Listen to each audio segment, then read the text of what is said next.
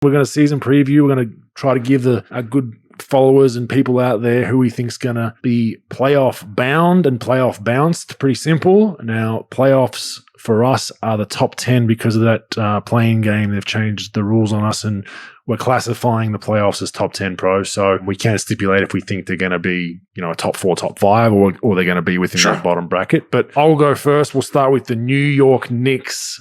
I think they're going to improve, and I base that on they'll probably finish around about where they did last season, but I think they'll be a better team. I equate the Kemba signing to a poor man's kind of D Rose when D Rose was with Thibs, just from a usage and getting the ball in his hands from an isolation point of view, which they did a lot with D Rose, obviously when he won the MVP, and then they had that little run there with Noah and Boozer and all that. That was really good, and I think Thibs does a good job with isolation guards. Now, what will that mean for Julius Randle's usage? Because last season his usage was at a career high and he had a hell of a year. I'm not sure, but I think they'll be better. He gets a lot out of his high-scoring guards, so I think that's a big plus. And they really struggled offensively pro last playoffs. They really dried up. They were pretty good defensively, but I think this Kemba acquisition is going to make them a little bit of a better team. I've got them playoff bound, bro. What about yourself? Yeah, I think the same. I think they'll be playoff bound. I agree that Kemba Walker sort of signing was a great signing for them.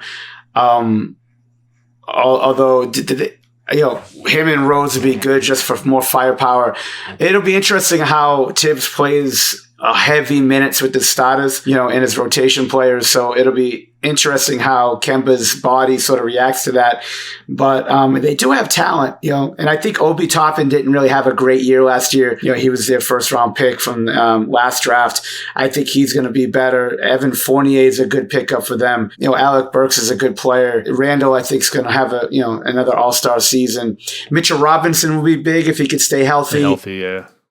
Yeah, him and Nerlens at that center spot. I do say I agree with you, Bogues, on this. I think we definitely agree. I think they're playoff bound. And Mitchell Robinson, I think if he can stay healthy and really play that, I don't think he's as good passer as what Joakim Noah was in Tibbs' system, but he's probably a better shot blocker than Joakim Noah was. If he can just be that rim presence, he doesn't need the ball. He's going to be living off dunker, short corner kind of dunks, alley-oops, offensive rebounds, and when he's healthy, he can be a 15 and 15 guy with 3 or 4 blocks and cause some trouble there, and I think that's going to be his role. So I agree there. I really think the Mitchell Robinson thing for them is key. If he can stay healthy, and then you bring Noel off the bench, who's a similar type player, I think they got a chance. Brooklyn Nets, for me, championship or bust, obviously. Even without Kyrie, I'm putting it out there. I think health is the key for them. I think they're going to be a little bit more improved just from the point of view of playing together. Now, last season, they never really had the big three healthy in stretches, and we kind of commented on whether that would hurt them in the long run, not playing together enough. But I'm going to call it now, Pro. I'm saying Kevin Durant's going to win the MVP. I think everything's poised towards that. He came back from the injury. He had a fantastic season last season whilst managing the injury and coming back from that.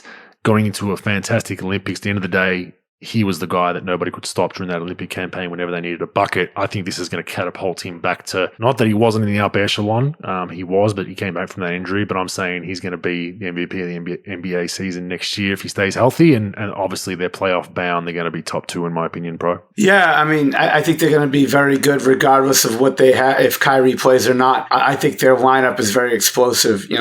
James Harden's a better passer than Kyrie is anyway. Like he's a better, I know he gets that ISO, sort of reputation, the way he plays. It's not the sexiest of styles to play, but he's a great passer, especially when they're up tempo. You still got him and Durant in the lineup, and then you got great role players in, Joe Harris and Bruce Brown. You got LaMarcus Aldridge if he could stay healthy and everything goes well with him. And then Blake Griffin played well off the bench last year for them. So I think they're gonna. Yeah, I think they're playoff bound, obviously. Kevin Durant I had as last year as my MVP. I think Luka Doncic will win it this year, but I think KD's probably the most dedicated basketball player to loving the game and playing and competing than anyone else in this league. The guy just loves to compete. He loves to play. He's got the work ethic.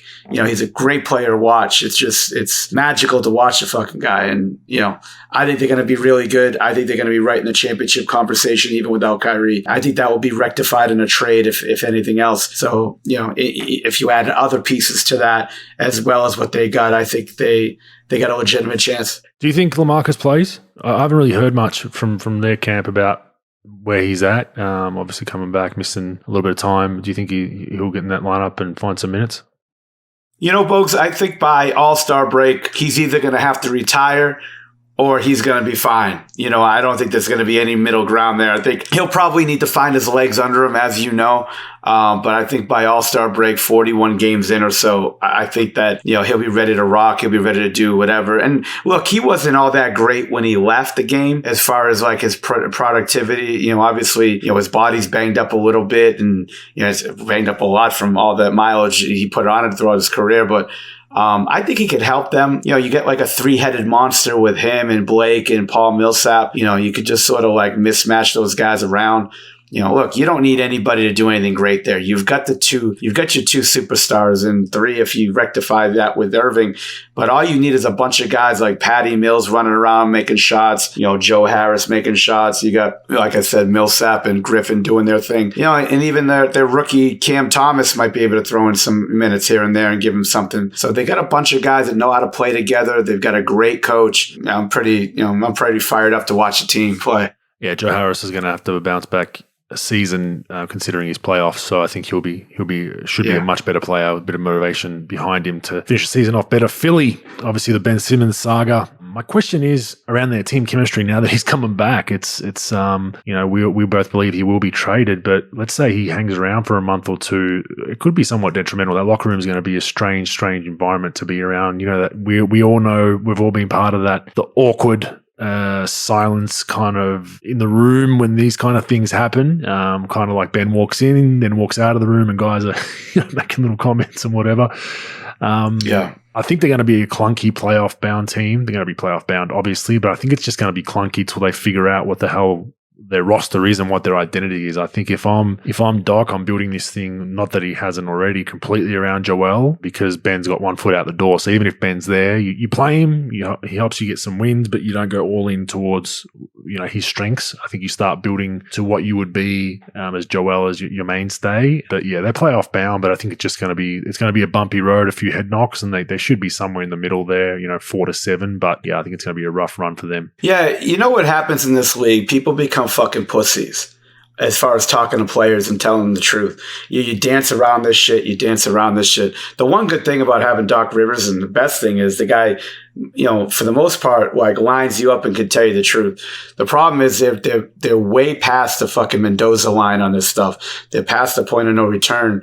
But like, if you don't like what you're going to get for him trade wise, and you got to get him in a room, Bogues, and say, look, you don't want to be here.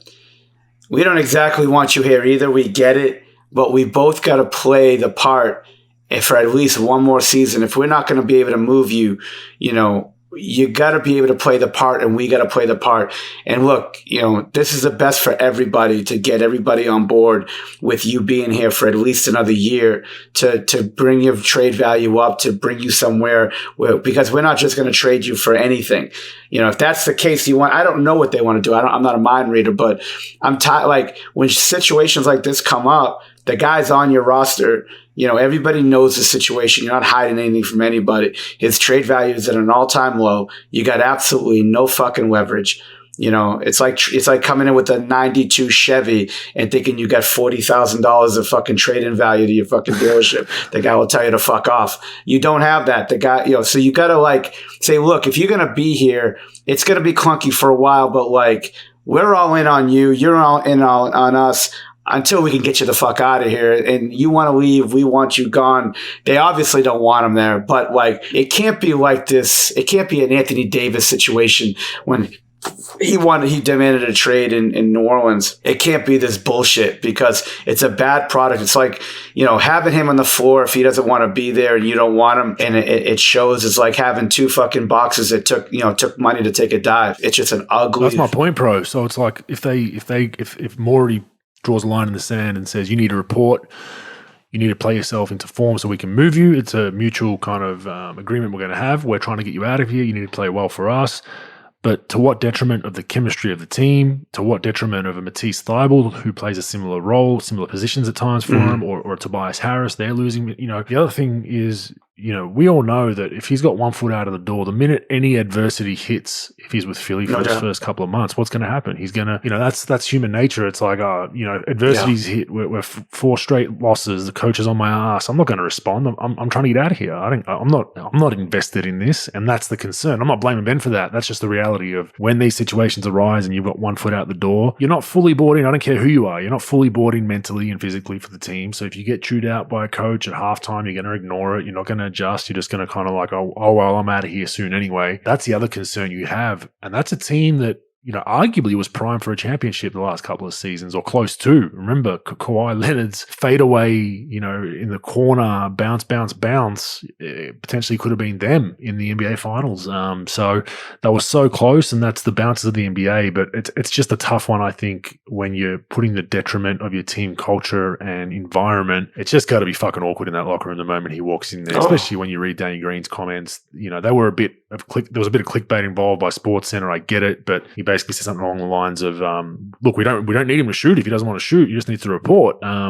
And then someone's actually, which we're going to get to a little bit later with the Ben thing, but we might as well talk about it now that we're on Philly. There's someone supposedly from the team has leaked that, we know how these things go with leaks, but it's out there. The fact that it's coming from that locker room is why I'm bringing it up, that he has to now show his face in that locker room, that before Game 7 against Atlanta, he volunteered that he was a close exposure to someone, hoping that someone on the team is saying this, he was hoping he'd get COVID-19 positive so he didn't have to play in Game 7 because he was that fried. Now, who knows where the truth is to that? I'm not discussing that. My point is that someone even leaked this. That can't be good for team chemistry. And I know, if you're Ben going into that environment, you've probably got some reservations. So that's my point. I just think that the chemistry and just your day-to-day with that elephant in the room, I think Maury's days are numbered for leverage. I think they need to eventually, these next couple of weeks, they got to bite the bullet. And if they get shafted a little bit on that deal, I would argue it's better for their team chemistry because they then know who the fuck they are going into a season. Where right now, who are you, Philly? Like, are you still going to play open floor basketball for Ben to attack and get his value up at the detriment of Joel Embiid, then having to float to the 3? Whereas in 2 months' time, Joel's going to be 90% of usage. That's kind of the debate I'm having in my head, bro. Yeah, I think, to be honest, I agree. Like, we talked about the trade, so we won't even talk about like where and when and how. But if you're not going to trade him, like if right now, you might as well say, like, if you're not happy with the deals and you're not going to do it, you might as well say, we're not trading him this year. We are not trading him. He is a 76er. But say that in November. Don't say that in fucking trade deadline. You say it now. At least you put it out there and you mean it. Now, players won't trust you and they won't believe it. Shocker that, somebody from a team will lie about it in the media and not follow through. But I think that that's the only way to go. Like, you either deal him now or you just say, fuck it, we are not dealing him. He is a 76er. We are going to roll with him and Embiid, and this is our team, and we guarantee you he will not be traded. Now, you can't really do that in reality because you always gotta try to upgrade your roster and things, but I think you got to go either one. I think you either got to deal him in the next few weeks or you got to just come out and say he is not being traded for like everybody's sort of benefit. And that leak about the whole COVID thing, who the fuck knows if it's true or not, but I wouldn't put it past the team to to leak that himself, just to make them look. Again, you know how it is. It's a nuclear arms race to see who's got the upper hand in this shit and who looks better and how to, and it's bullshit. It's fucking total bullshit. Agents do it. Teams do it. Players do it, just to get an upper hand like they're fucking 6 years old. Yeah, it's all about leverage. It's literally a chess poker game right now between Daryl Morey and the rest of the NBA. It's a chess game between the rest of the NBA and Daryl Morey. So you'll have rival agents. You'll have rival GMs going through the agent trying to leak stuff that's detrimental to Philly's prospects, and then Philly leaking stuff to, and that's just the dirtiness of the game. You got to kind of read between all those lines. But it is a dirty game, and it will be interesting to see what direction they take. Boston, so we obviously both have Philly playoff bound. Boston, I think they'll be solid, but I mean, I don't know. I've just got a hunch I could see them falling. They were 7th last season, so this isn't, a pick that's off the landscape, but I think they could potentially be a playing team, bro. I don't know. I've got a bad feeling about Boston. I think Tatum coasts at times. Yeah, I don't know. I just don't see it, bro. I think they'll be solid, but I just think they're gonna be 8, 9, 10. I don't think they fall out, but I think they're going to be at the bottom part of that. New coach as well, new system, supposedly a more strict, harder disciplinarian type coach. Where do you see them, pro? I mean, they're kind of a tough one for me to pick, but I have them at the bottom of the East playoff run. Yeah, Bogues, I'm back and forth on Boston, because look, they weren't very good last year, and you lose as much as people want to bitch about Kemba Walker. The guy still averaged about 19 points a game for them, and he still was a weapon. And you gave him away for almost nothing in Horford. I think Horford's sort of done. He's not done, but like he's not going to really be the high level player that he used to be, just like anyone else. But who's aged and played. The question is, if you're going to put them at 8 or 9, who leapfrogs them? I love Chicago, what they did in the offseason. Me, my heart on for fucking Miami. They're always good. Brooklyn's going to be good. Like the thing is, if you're going to put them in borderline or you're going to put them in play-in, like who leapfrogs them? The problem is the fucking bottom of the bottom is fucking brutal for the Eastern Conference. So I don't think anybody could really come from the bottom and leapfrog them. It will have to be teams like Indiana, which I don't think is very good, but they're well coached and they got sort of some decent players. Boston, like you said, they've got way more talent than a lot of these teams that are going to be in the same mix. But I don't trust Tatum yet. Brown's good, but he's got to consistently stay at that level, and he's going to be good. But I don't completely trust Boston's roster and all that shit about fucking, hard line in the sand. We'll see about what happens at hard line in the sand when you got to deal with Jason Tatum and saying that, well, he's not going to do the same things he did last year. Well, we'll see. You will see, because we know that players run this league. And there are only a couple of places where the coach will have enough support from the organization to do it, say what they need to say and do what they need to do to make sure culture is restored. So we'll see what happens. I think Udoka's got, good intentions in mind, but the good intentions versus reality situation, let's see if they're still hearing that voice and listening to that voice in January, February, if the team's struggling. Look, their starting 5 is okay. You got Schroeder, Smart, Brown, Tatum, probably either Robert Williams or Horford, starting 5. I sort of like Cantor. They got him in the roster too. I just don't like their bench. I don't think they're good enough. And that's the thing. I think they'll probably be, to me, like a 7, and we'll go over this in later episodes about ranking and stuff. I could see them at like a 7, 8. I don't think they're going to go into the play-in. I'm not a huge fan. I think teams like New York and Chicago are going to surpass them this year. Definitely Chicago, possibly New York. So, we'll see what happens. I think they're playoff bound for sure. For sure. The question is obviously where do we rank it? Yeah, I agree. It'll be interesting to see, but they're basically banking on their big 3 of they paid Smart, Tatum, and Brown, and Schroeder's a nice piece that they got cheaply because he just lit $80 million on fire. Yeah. Other than that, I don't think they're going to make a lot of noise even if they get there. Toronto, this is a strange roster. Have you looked at that roster? Yeah, I have. It's young. It's just a strange one to me. But anyway, look, they're stuck between a rebuild and fringe playoff, in my opinion. I think they're surging downwards towards rebuild. It is essentially, you look at a championship team not more than a couple of seasons ago. It's Pascal Siakam's team, right? I'm not sold on him as a number 1 option. Not even close. I think he's a great player. He got paid in that finals. He was phenomenal because we kind of had him as the dare guy and probably disrespect him a little bit, and he burnt us. Credit to him, but I just don't think he's a number 1 guy. But I think it seems like he thinks he is. But yeah, I don't see them. They're playoff bounced for sure. I don't know what direction their roster's going. It's interesting because they have a coach there that wants to win. So it'll be interesting to see where you think they sit and whether they end up just saying, let's just blow this thing up. But they don't have much more left to blow up. I mean, they got rid of Lowry and a few other pieces, and this is kind of all they got. They got to go young again. Yeah, Bogues, I think they're a play-in team at best. They're probably, sitting at probably 10. If I had to rank them, off the top of my head. They don't have much on their roster. Siakam, in my opinion, is not a number 1 option. I think he can put up numbers on a bad team. I think they were good collectively when he really was rolling with Lowry and Leonard, and then obviously those guys are gone. There's a lot difference between being a guy who, gets paid and can sort of not coast, but can sort of like let someone else take the reins, and then you just put in your day's work and put in your numbers. I just don't think he's very good. I think he's a good player. Don't get me wrong, a very good player, probably a top 40 or top 50 player in the league. I just don't think he's a top 30, a top 30 number one option, on a team. But, they got Van Fleet, they got him. OG got hurt last year. It'll be interesting what they do with Dragic. I love Scotty Barnes. He's a young kid out of Florida that they have. I think he's a very good player. He's a rookie Florida State, I'm sorry, not Florida. I think he's a very good player. I think he plays hard. Gary Trent Jr. is a nice little player. They've got good role players. And the problem is they're sitting in there, probably middle of the pack. They're not going to draft high enough unless they get lucky to really get a showstopper, and they don't really have the team that advance in the playoffs. So it'll be interesting. I would think that they're going to have to go young. Dragic is probably going to get traded. I've heard rumors of Dallas, but some of the players that they're expecting to try to get from Dallas doesn't want to get rid of. Well, especially because he'll probably be a buyout anyway if he doesn't get traded. So there's not much value there, right?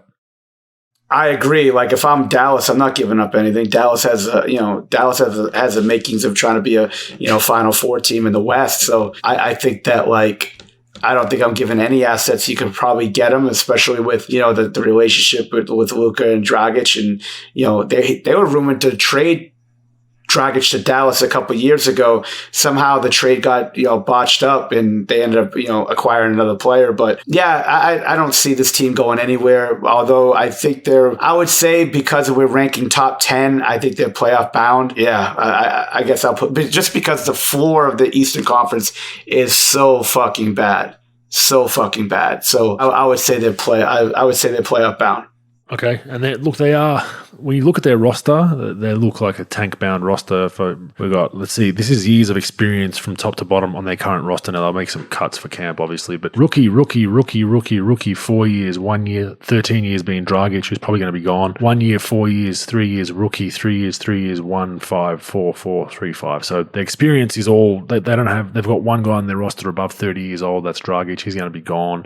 They don't have much experience on their roster. This is a tank roster if I've ever seen it. Hopefully they can develop their young guys, but I'm not buying it. I'm going against what you say. I think they're going to be playoff bounced. Going to be at the bottom of that Eastern Conference somewhere, because I just can't see who replaces someone being, Toronto replacing someone that I've got in my 10 as of now. So we'll watch that space. Detroit, look, young rebuilding team.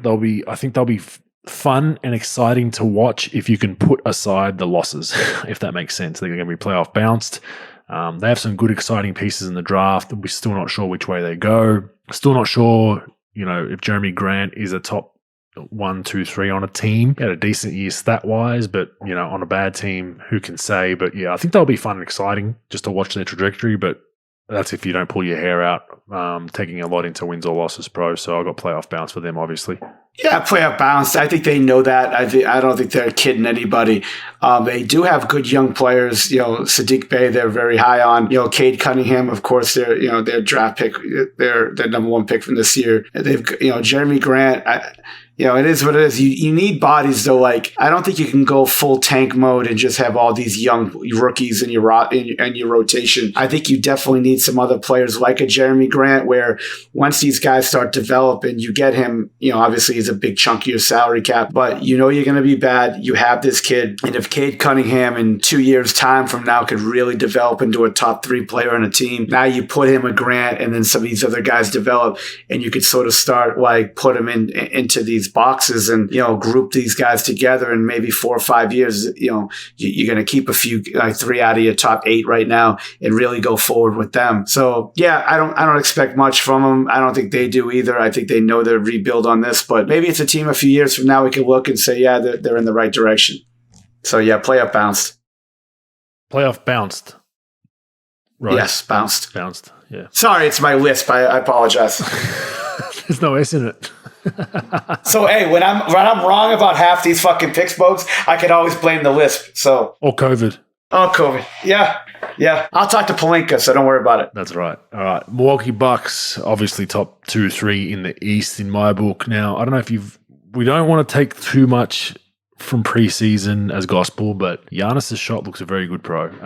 He's changed. It looks much different than last season. It's way less hesitation. Obviously, the hitch seems to be in the rearview mirror so far. Now it is preseason, less pressure, inflow, no injuries, up and down, all that kind of stuff that gets thrown out the window when the season starts. But shit, man, he's shot the ball pretty well in preseason. I like it. Even just that little 10-foot fadeaway, I think for him is going to be huge when they try to get to boxes and elbows defensively and make him shoot that. Now he's confident doing it. He looks very, very good in the preseason considering he's come off the year that he has. Hangover would have been excused for him for sure. Rodney Hood, if he can find half of himself of what we know he was capable of in the past, now we haven't seen it for a couple of years. I like that addition if he can find half of himself because they need a good bench punch. They didn't really have that last season, even though they won the championship. They will get DiVincenzo back, which is a great addition for them, but they're going to be in the top 4 in my opinion again. They're going to be somewhere in that mix. They're obviously playoff bound without a doubt, but they'll be I think top 4 when it's all said and done, East and West, they'll be in there somewhere. I think it highly high potential for it to go Milwaukee, Brooklyn again if the seeding lines up. What do you think? Yeah, I second that. I mean, they're a very good, veteran team now. They've tasted winning. I agree with the Giannis thing. He's shooting the ball great. Look, when you have, when you're comfortable and you're confident, especially when you've had the success in the playoffs, you know how that is, Bogues. You've seen it with Golden State front seat. What that does, what winning a championship and playing well when you have to produce in the playoffs does for your ego. It does for your, gets your juices flowing as a player, and it really steps you up in your development. I don't care if you're a young kid. I don't care if you're an older player. If you finally find that, you sometimes turn the corner on it. And look, I was I've been very critical of Giannis' shooting, and I'll admit it when I'm wrong. He was struggling at times in the playoffs, and he just sort of tunnel visioned it and made all his free throws and made some big shots. And he's a worker and he loves the game. So I know he probably put in a lot of fucking work in the offseason as well. And sometimes with that hit stuff, like you got to work on it. It's a long-term project, especially in the offseason. You can make a lot of leeway. You can make a lot of headway with it. So I expect this team to be right there. I've always been a a Rodney Hood fan, and he always disappoints for one reason or another. You know how it is, Bogues. Sometimes guys just don't have it when they really need to lift their game. Now, the good thing is he's got a bunch of players that are better than him on this team, so his role doesn't have to be as high. So, those starters could really take a lot of pressure off him. And then you get tough kids like Pat Connaughton. Grayson Allen's not a bad little pickup. Bobby Portis's game has really stepped up. So they've got some other guys that could really take the pressure off him, where all he has to do is come in and maybe straight line drive or make a shot and then get hot a little bit. And yeah, it could be a big part. This team, I wouldn't put it past this team to be able to beat Brooklyn again, even with all their guys, if these guys get it rolling, because they play so well together. They've had that success that Brooklyn hasn't had yet. And, they've got this playoff success. They won a championship. They love playing with each other. They haven't really lost a lot, as far as off their roster. So I see this team going really deep into the playoffs. Playoff bound. Yeah, I agree. Totally agree. I think they, like you said, they probably got their windows still open for another couple of years, and they're going to go all in towards that. They'll probably pick up some veterans before the buyout. I assume again they could help a la PJ Tucker or something like that. That'll help them get over the top. But I think they're still a very, very good basketball team from top to bottom. Very well coached, and yeah, it'll be interesting to watch. The Chicago Bulls, exciting new roster, pro. They've made a lot of changes. They've gone with a whole different array of players and their playing style. I don't know if it's a case of something that's just new and shiny being good because it's new and shiny or not. For me, I just can't pick if this roster fits or not. It's just I don't know. I might be completely wrong. They could go number 1 in the East, but it just seems like a strange roster put together. You got Lonzo Ball, Zach LaVine, Nikola Vucevic needs his post touches. Then you've got DeMar DeRozan, who's not the best 3-point shooter at times, next to Vuce in the post, so he's more of a long 2 guy. You throw Caruso in there. Stanley Johnson's obviously in there. There's a few other pieces, but Kobe White's development is that then hindered now because you've got other guards in front of him. I don't know. I don't know how it fits, pro. I think they're going to be playoff bound in my opinion, but I just wonder, are they a little bit of that new and shiny feel that you get with a new car, and then the battery goes flat the next day? Yeah, new shiny feel for sure, because they picked up some big names. They made the Vucevic trade. at trade deadline. So that was a big one. They pick up Lonzo Ball. They spent some money picking up Ball and DeRozan, and Caruso. So they made some headway picking up some names. It'll be interesting because I don't know if they have enough consistent shooting around Vucevic when he starts getting doubled in the post. Lonzo Ball had a great shooting year last year in comparison to what he's done in the past. You got LaVine, who obviously could score, at will. But, I don't know exactly what Patrick Williams is about. I don't know with Caruso and Lonzo and, what Kobe White. Kobe White would obviously get time, but Caruso's going to have to get some time too. So that's going to hurt. I paid him to get time. Yeah. So. No question about it. So, I think these guys could be better than the Celtics.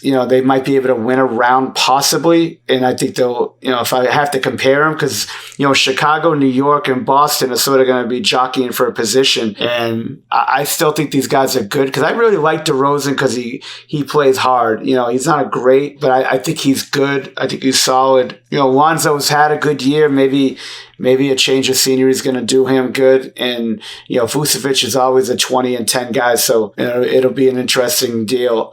I agree. I don't know how far they can go. I don't think they have enough shooting. If I say they don't have enough shooting, they're going to be breaking fucking all of Golden State's records with their shooting. How I make fucking predictions. Well, I think a guy that might play on their roster that probably will fall into minutes is Matt Thomas. He's, not an athletic guy, not a great defender, but a knockdown three-point shooter at the best of times, really, really efficient from the three-point line. And if you're playing Vooch and DeRozan and that floor's starting to shrink a little bit, I think he'll be a key piece for him to get 10 or 15 spot minutes that if, just a no-leave guy. He's really the only guy I've looked on that roster. I mean, that absolute under no circumstances no-leave guy, right? So he might fall into a little bit of minutes more than he's probably used to.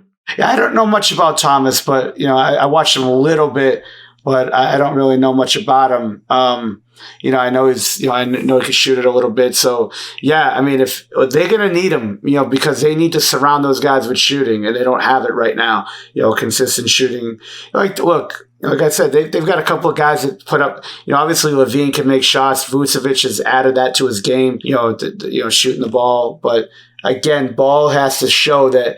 That's how I judge a guy's development in shooting. If he could do it from, it's easy to do it for a year, on losing teams, but can you do it in consecutive years going forward? So we'll see. We'll see what happens. I think they're playoff bound for sure. Yeah, well, I mean, Matt Thomas just quickly shot it at 52% in 2019-20. 38% 2021, and then a decline last season. With Chicago at 33%. That's for the preseason, 33%. So he's declined a little bit, but he's still a guy. He's a Kyle Korver type, in my opinion, that you're just not going to leave the 3-point line. But I just think you'll fall into some minutes by accident to space the floor. Cleveland Cavs. I mean, to me, they're probably a little bit above Detroit, but still they'll be fun to watch because they're young and flash. I don't think they're going to win a lot of games. I think they're playoff bounced. I think they're in a situation where they're still trying to figure out whose team is Cleveland, bro. I mean, they've got two young, Garland, Sexton are their stars. You factor in now they've brought in Rubio. They paid Jared Allen as their franchise big, but it's out of those two guards in Garland and Sexton. Whose team is it, bro? Yeah, I hate that fucking whose team is bullshit. I despise it. I just go out and fucking play. But that's the mentality of young guys. Like most teams, no question about it. They'll be looking at teams like, hey, Milwaukee's Giannis's team. Hey, LeBron's team's the Lakers. Like, and they'll probably be getting asked by their boys and this and that, and the media might pump it up, and it gets in those guys' heads, and that can be a problem. We've seen it for the old school '90s fans, the Triple J's in Dallas. Jamal Mashburn, Jim Jackson, Jason Kidd broke up that which was supposed to be a potential championship team down the line of young stars. There's been numerous instances of that, and it can rear its ugly. I hate it as well, but I think it definitely plays, and that'll be something in those guys' heads. Yeah, if Cleveland played in the ACB, they'd get relegated to fucking LEB Gold, so I wouldn't worry about whose fucking team it is anyway. So I just don't like these a bunch of guys. Look, to me, it's fucking Evan Mobley's team. None of these guys are really any good. Let's fucking be honest. Let's call it the way it is. Garland and Sexton can put up points. They're not winning players yet. They haven't proved it one fucking bit. No offense to them. They just haven't proved it yet. Evan Mobley, I don't know if he could play or not, but he's got a lot of fucking talent. He could be a Bam type. He's got some things he does pretty well offensively. He's got size. He seems like he likes the game. Jared Allen, they signed. Kevin Love doesn't want to fucking be there. I was going to ask you, what do they do with him? Because he wants to be there. He doesn't want to be there, but he doesn't want to take a buyout? Doesn't want to take a discount? What's going on? He wants to be there until he kicks the fucking ball in the stands for not playing and fucking runs out, and then you know how that's gonna go. So that's not gonna go well. Jared Allen, I really like. I think he's a solid big. He runs. He could block shots. He could roll hard to the rim. He's a pretty good player. He's developed, but you know how this league is. It's not really built for too many big guys. So Mobley's your number one guy. He's got to be a guy that develops because you got nothing really else on your roster. You got to develop him. You got Allen as your veteran big going forward. I don't know what's going to happen with Garland and Sexton. I don't know if you're going to have to deal them. You got Laurie Marketing who's there. So what the fuck happens with him? So they've got some issues. How are you going to fit all that in? Is Marketing a 3? Because last I checked, I thought he was a stretch 4. So I don't know how you could put him in the wing and have him, Mobley, and Allen in the same lineup and really be good. Those fucking Garland and Sexton better be like fucking Joe Dumars and fucking Isaiah Thomas back in the 80s. I don't see this team going anywhere. I think you're going to have to move Garland and or Sexton. You have to say it's Evan Mobley, it's our guy. Jared Allen's going to be the complimentary player, the very high level complimentary player. You don't really have much on your roster. Oh, they picked up Kevin Pangos. I didn't know that. Kevin Pangos was a really good, played at Zenit in Russia last year. We actually had him in camp for the Mavericks in Summer League. He's really developed into a really good player. He's a good third point guard, but they don't really have anything on their roster coming off the bench like Osman, Denzel Valentine. You don't really have anything else that you could really rally around. They're relegated to LEB Gold until I say otherwise. Mm-hmm. Yeah, I mean, like I said, if you can handle the losses, they'll be fun to watch some nights, and some nights you're pulling your hair out. Sure. It'll be interesting to watch the space around Kevin Love. Indiana Pacers, I think they'll be competitive. They've got a decent roster. Rick Carlisle obviously will bring the ass-kicking style he does in that first couple of weeks of training camp. I'd be interested to see if he can get him back to the Nate McMillan style of disciplined, hard-nosed basketball. I think they can definitely be a team that's just solid on a nightly basis with their roster. They're playoff bound. I don't think they're going to make much noise other than the first round. I think maybe they'll get the championship the first year, pro, and then not get out of the first round for another decade like Dallas. That'd be a win right now. You take that, wouldn't you? I would take it. If you could win a playoff series there, you could take it. Obviously, Carlisle and I are not on each other's Christmas card list. That's been pretty well fucking documented. But I think this is his type of team to coach, though. You've got guys that are sort of under the radar as far as I wouldn't say underrated, but they're not there's no superstars on the team. He's got he's got these guys that are sort of hard, tough kids that play hard. Sabonis and Brogdon. It'll be interesting what happens with Miles Turner. TJ Warren, I'm not sure about his injury deal, what's going on with him. Karis LeVert got hurt again. I really think that, they lost some shooting last year for sure. Doug McDermott, went to San Antonio. That was really interesting because I thought that he's Carlisle's type of guy to be able to stretch the floor for these guys. So I think, like I said, what Rick brings offensively to this team, and he is a hard-nosed guy like that. I think they could do okay if they could stay healthy. Brogdon's not a great player, but he's a solid player. I think they overpaid him, but they needed to in free agency. You put him and Sabonis together. If Turner could, Turner hasn't been happy the last couple of years. If they could sort of get him right and get him going offensively, they could be okay. I think they could get in. They'll definitely, in my opinion, get in the 8. I don't think they could win a series yet because now you're going to have to go against juggernauts in the first round with no home court advantage. They're not good enough to do that. And, they'll be just okay. But I think Rick will get them, 8, 7, something like that. I think he could get out, he could borderline. I guess they're still playing though, right? At 7? Yeah. At 7, you're still playing. So they're playing, but they're a higher seed in the play-in. But I think, like I said, there's no superstar in this team. This is Rick's type of team. He can coach the shit out of them, run all the sets and do all their things. And I think they'll probably be 7 or 8 this year coming up. Yeah, fair enough. I think so too. Look, if they can just get back to that Nate McMillan, like I said, I think they'll be competitive and fun to watch. And we know people in Indiana love watching solid fundamental basketball, so we'll watch that space. Charlotte Hornets, young, high-flying, flashy, exciting. They're not going to be a fantastic team, top 3, 4, 5, but they're going to be a real fun team to watch. I think their roster's young, talented. I mean, LaMelo's looking really, really good, getting better and better. Flashy, kind of a guy you'd pay the price of admission to watch outside of a team. Not against the Mavericks in preseason, you wouldn't though. Not good. So you watched the preseason game, pro? Oh, they were lost by like 60. Bogues. How much was it? I think they lost by 80.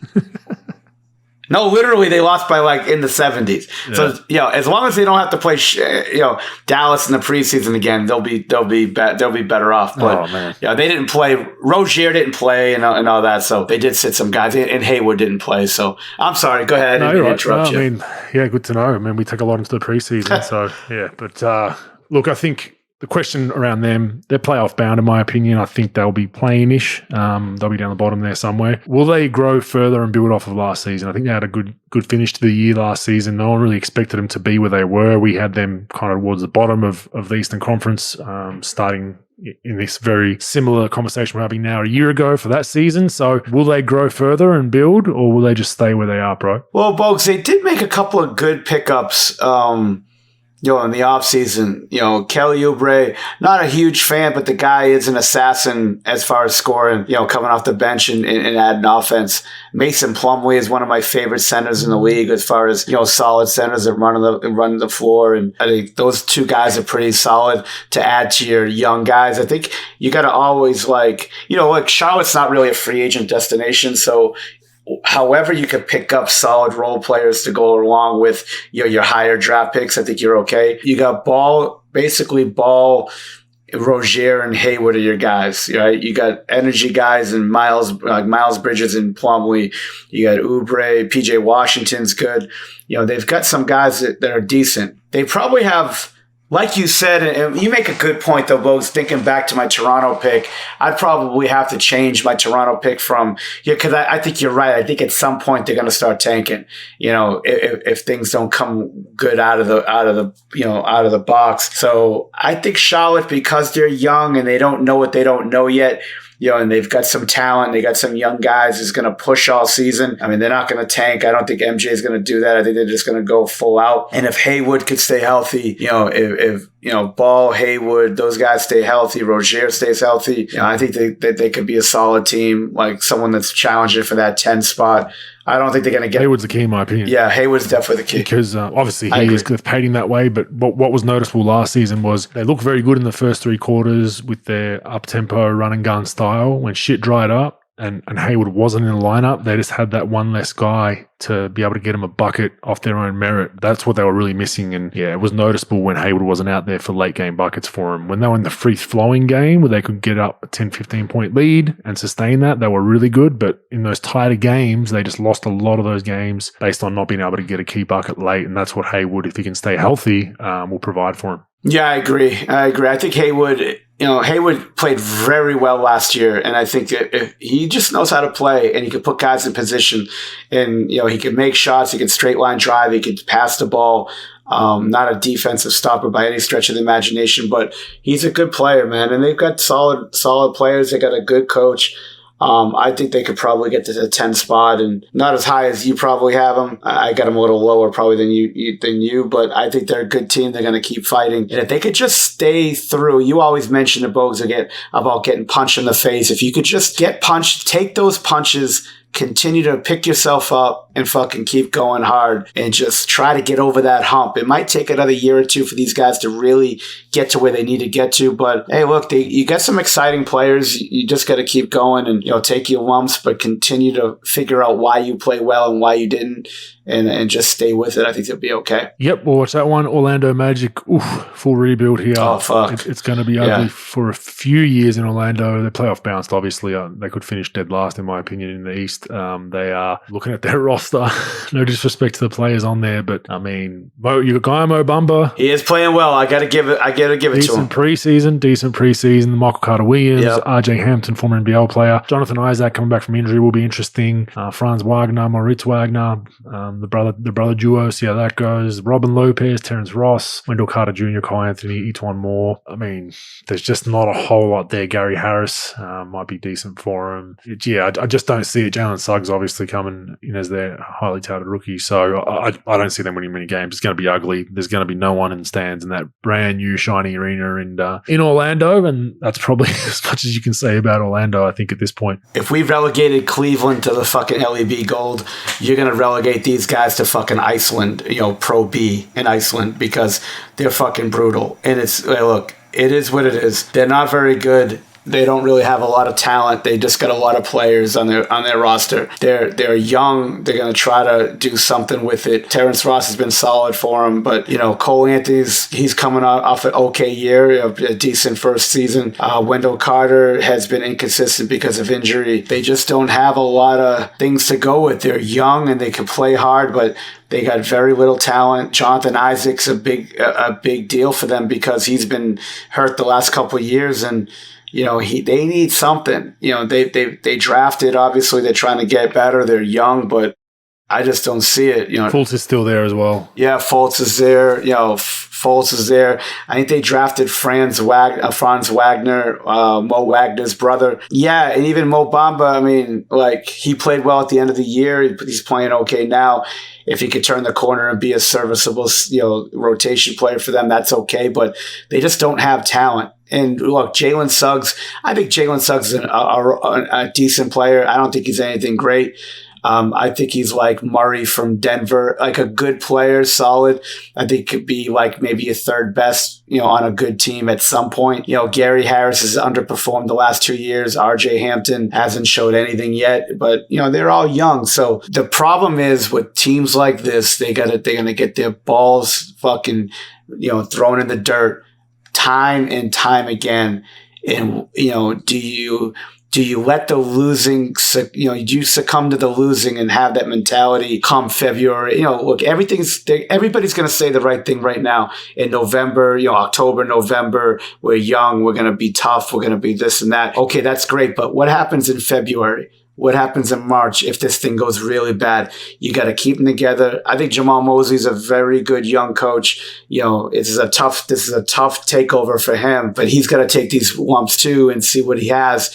But they just got to stay together and they got to deal with this because Orlando's not much of a free agent destination. You don't have a lot of talent in your roster. You got to go through another draft or two before you could even make any type of headway. So these guys are going to have to get their dick fucking knocked in the dirt, and they're going to have to fucking get up, and they're going to have to get up every day and continue to just fight hard and try to get a few wins here and there. And you got to stay with it. I think this team is definitely not playoff bound. I think they're playoff bound.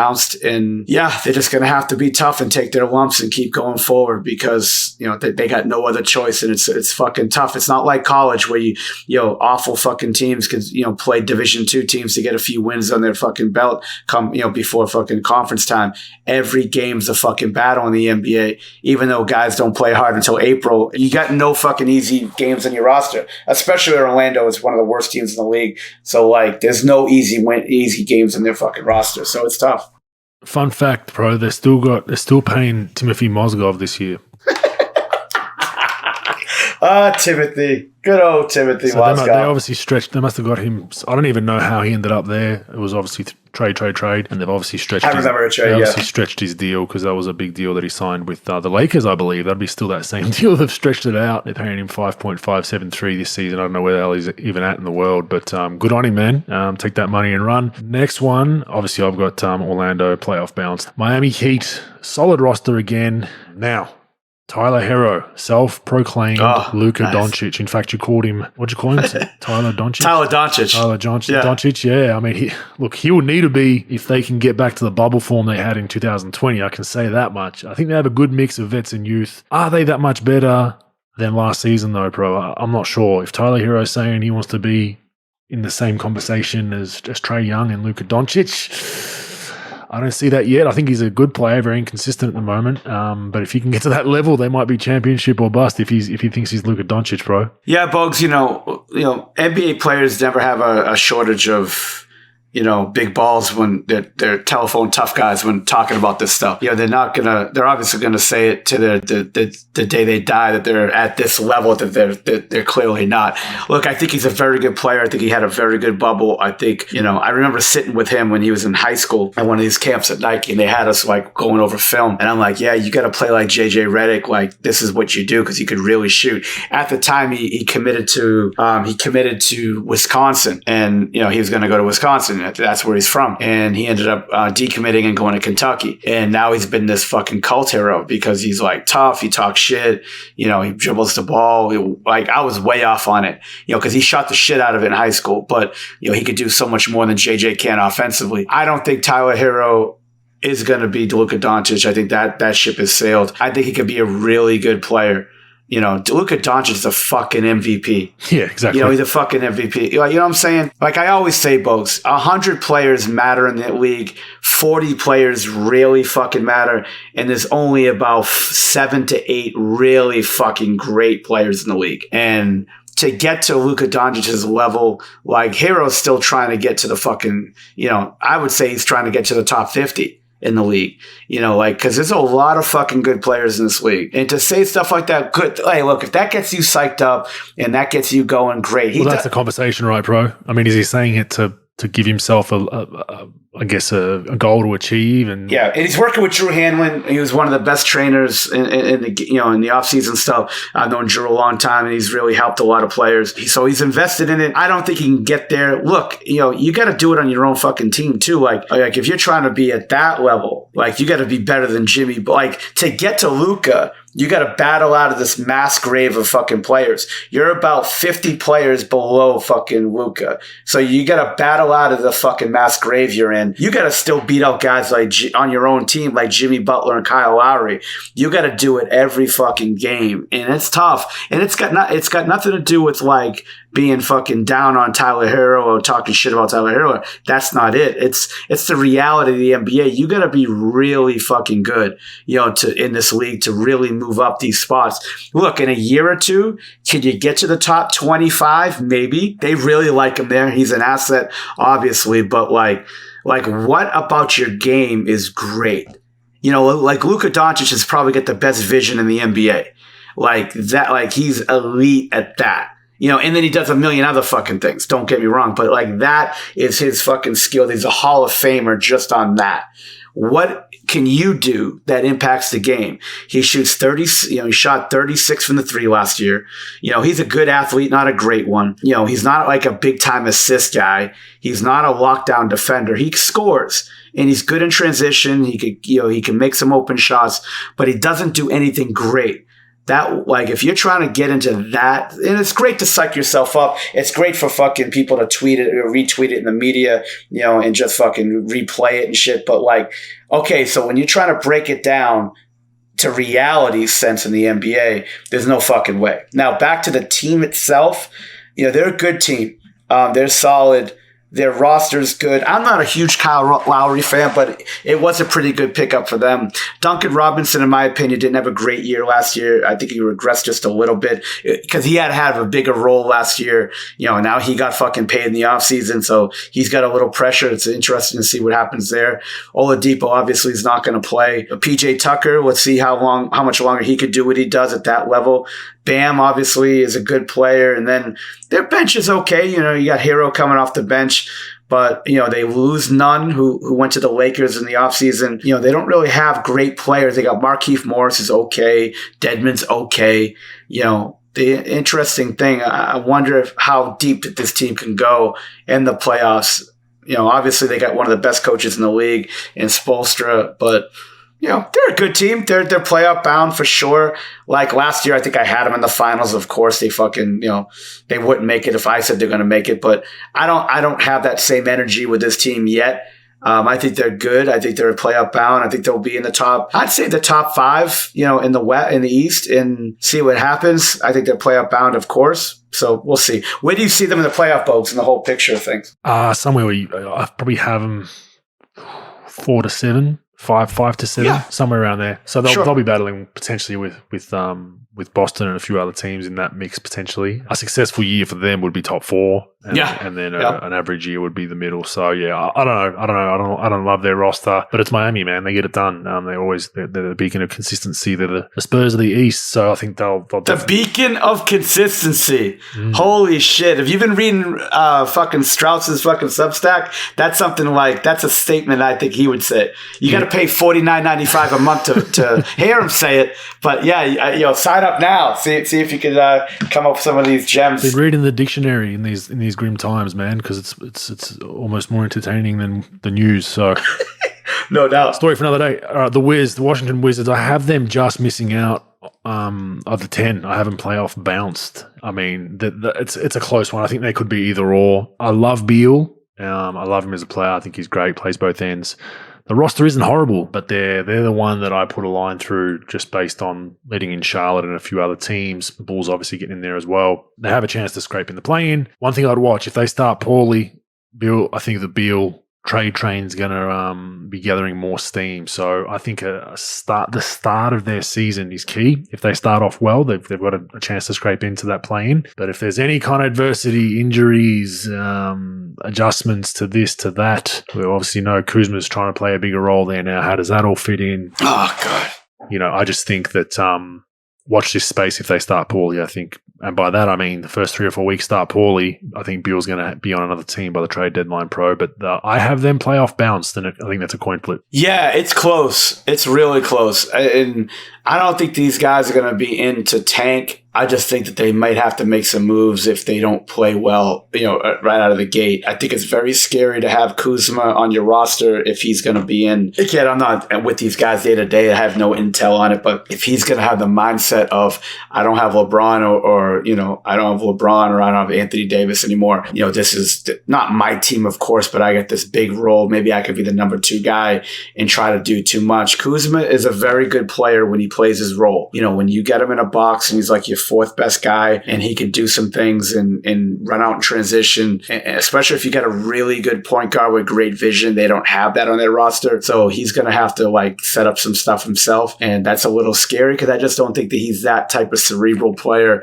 that can to do things like that. Obviously, we love Beal. That's no doubt. KCP with less talented roster, he came up, he came up big sometimes for the Lakers for sure in the last few years. Besides in the balance sheet, every 2 weeks he came up big, in the stat sheet sometimes. Dinwiddie's a good pickup for him. I think Dinwiddie will help. He is. He's solid. Dinwiddie is solid if he can stay healthy. Also, I like Harrell. I think he had obviously a down year individually, statistically not playing a huge role with the Lakers. I think he had a great year before that with the Clippers. So I think that he'll have an opportunity to get some minutes, and his energy on a bad team will be infectious. So hopefully he might propel them to win a few more games than they should. And I think his energy will help them win on some of those bad nights you get in the NBA. They're like I said, this was a tough one. Thomas Bryant's coming back from ACL. He was having a really good season. I like Gafford. I don't mind that kid, Daniel Gafford. I think he plays a lot of energy off the bench.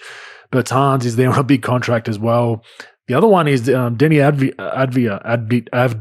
Where do you see him? Yep. I mean, from Maccabi Tel Aviv, didn't have a great rookie year. They tried to play him. He got his minutes. They were trying to play him. We know they got Hachimura as well, who had a decent World Cup and whatnot, Olympics and whatnot. But I think Avdia is there. They invested a lot in him. He was a high pick. Yeah, he's not bad. He's okay. He just doesn't really do anything great. I think sometimes when you take guys from overseas, they get a little overhyped. Look, if you're looking at this as a long-term development project, he could develop into maybe a solid starter, fifth option. I like Hachimura. I think Hachimura is better in the starting lineup than Kuzma is. If I was them, and to get everything going, I would probably put Kuzma in the second unit and let him really, call plays for him. Yeah, just jacket. Yeah. And go ahead. If you want to do that, and maybe it's going to help your game, but it's not going to help us in the starting 5, whatever. I like Hachimura. I think he plays with a great sort of he plays his role. He's good. And he's got talent. He's very good. And not a great player or anything, but it could be a good 4th option. And Montrez is his attitude, body language stuff day to day. You never know what you're going to get from him. He's a good player. He's solid, but you don't know what you're going to get, which is pretty fucking scary. Bertans, which, fucked me majorly on my fucking fantasy team last year because he just didn't have a great year last year. I like him. I think he's very good. He shoots the ball. He shoots the 3. He's got size. He's sort of like Matt Bonner on steroids. I think he's a much better Matt Bonner type. He's got to be able to do something. The problem is they got so many guys now, Bogues. Like Kuzma plays the 4, Hachimura plays sort of like the 4, Bertans plays the 4. It's not going to be a lot of time there unless they play Bertans at some stretch 5, but you got Harrell there coming off the bench. So they got to figure out what they're going to do. Aaron Holiday's nice off the bench. They just got to, again, they're going to get punched in the face. They got to figure out what they're going to do. Are they going to keep Beal? I don't think Beal's going to want to stay.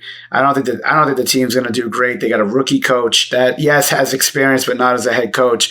So I think there's going to be a lot of shit going. If I'm them, I'm probably looking to trade Beal, maybe get some assets, maybe get some young players and maybe some draft picks or something like that. I don't know if I would try to do like a Dame Lillard for Beal type of trade, if you're going to go player for player there. But like if you got if you got CJ, from Portland and maybe Norman Powell for Bradley Beal, maybe I'd think about doing something like that. It'll be interesting. I don't know. I don't like playing that he's not going to be their bullshit thing. But I think they're playoff bounced. I just don't think they're good enough. The East isn't great, but I think there's some other teams that are sort of more well put together as far as like unity, got a coach with experience and sort of like better talent that they could sort of propel themselves in the top 10 versus Washington. Yep. Yeah, well, watch that space. That was the only one I had that was tough. Atlanta Hawks, for me, can they take the next step and get to the finals? My opinion on them is, did they overachieve last season and get further because of everything going on in the East?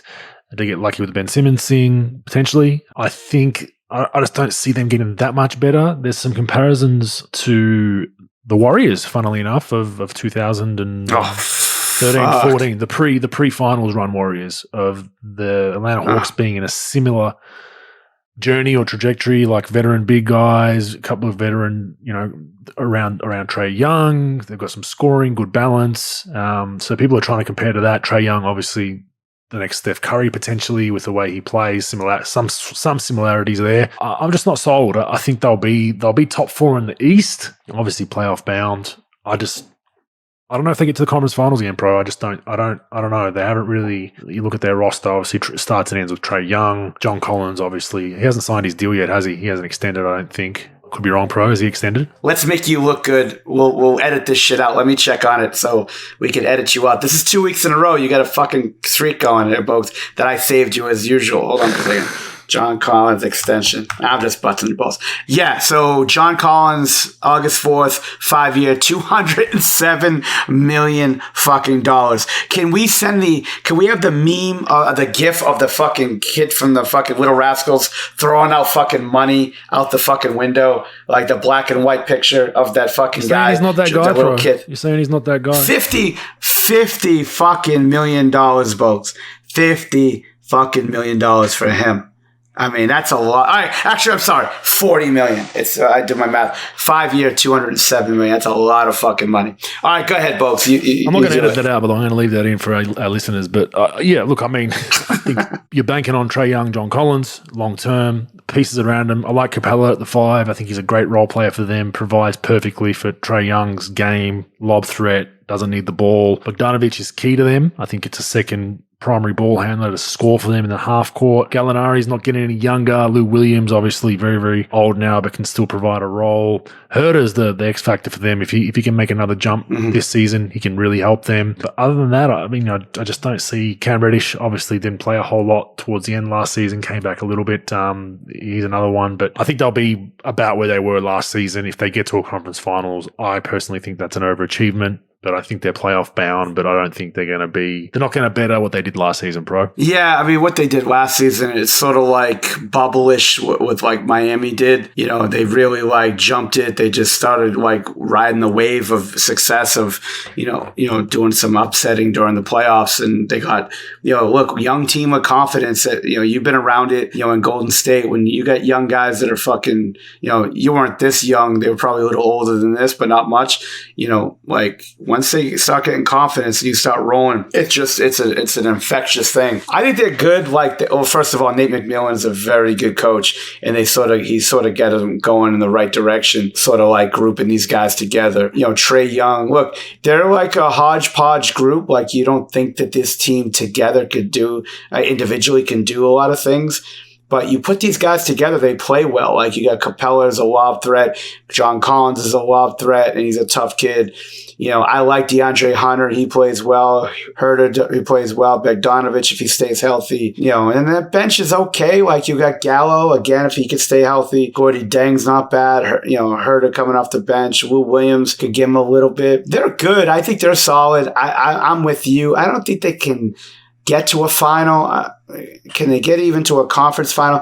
I think they could at least get deep into a second round situation. We don't know what injury situations other teams will be or other situations teams will be dealing with. So we don't know matchup wise now, but I think they're definitely playoff bound. I think they're definitely in the 8. I think they can definitely win a playoff series. They could probably go at least deep into a second one, possibly get to a conference final, depending on what happens in Brooklyn and how that shakes out. But yeah, it'll be interesting to see. They'll be an entertaining team.